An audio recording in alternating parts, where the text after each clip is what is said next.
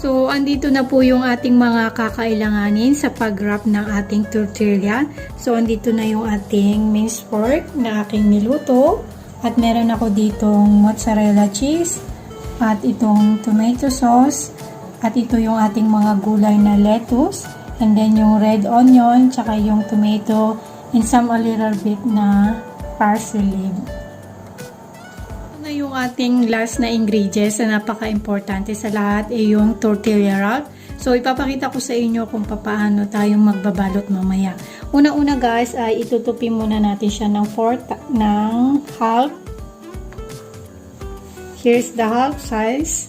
Now, itutupi uli natin siya. So, ayan. So, yung dito ang hahatiin natin.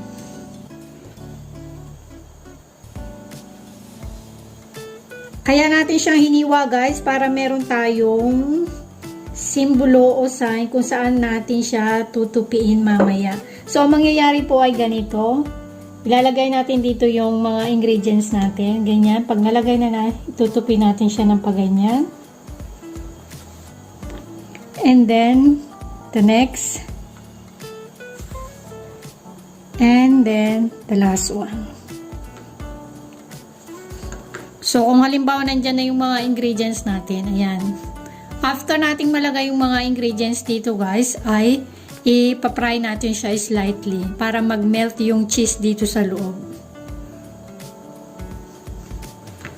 So, maglalagay na tayo ng mga ingredients. So, ito na po, maglalagay na muna ako ng tomato sauce dito.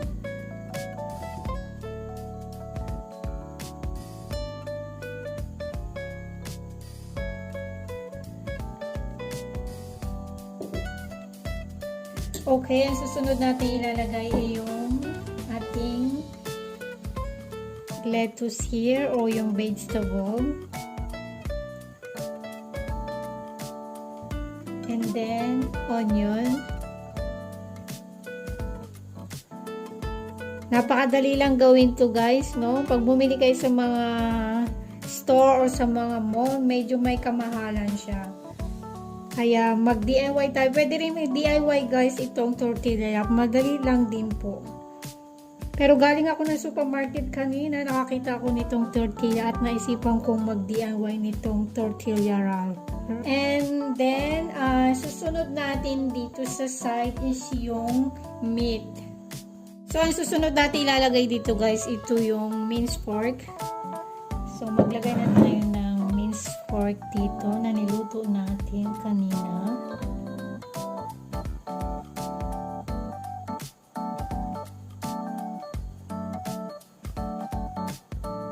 Huwag masyadong makapal guys, kasi pag makapal, hindi mo masyado siyang maibabalot.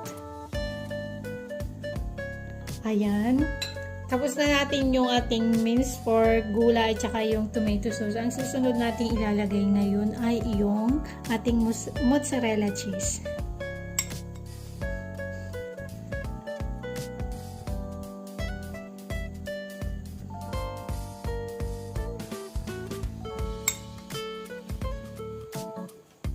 O, diba? Ang ganda ng kulay. Iba-iba. Ayan po, tapos na nating mailagay yung ating mga ingredients. Anything na gusto nyong ilagay guys ay po pwede. So, ayan, itutupin na natin siya dito. Unahin muna natin yung dito, yung may open dito. So, tupin natin na pa ganito.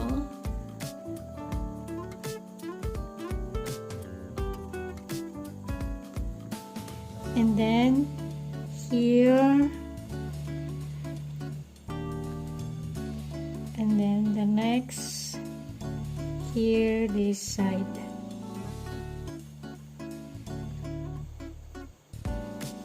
So, ito na po yung kinalabasan ng ating tortilla wrap na binalot.